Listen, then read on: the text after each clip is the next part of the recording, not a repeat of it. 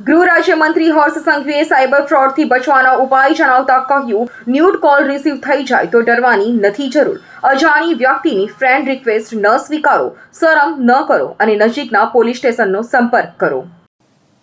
ભૂલચૂકમાં કોઈનો કોલ આવ્યો અને એ વિડિયો કોલ ન્યૂડ કોલ હોઈ શકે છે.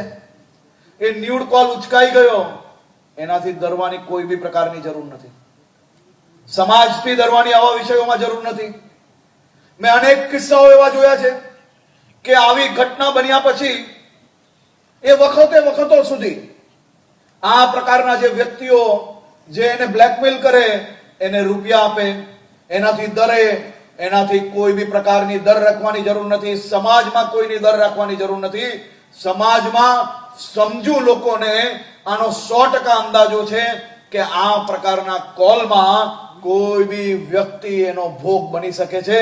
એમાં ભોગ બનેલા વ્યક્તિએ શરમ રાખીને આવા વિષયથી દૂર જવાના બદલે નજીકના પોલીસ સ્ટેશનમાં તાત્કાલિક ફરિયાદ દાખલ કરવી જોઈએ.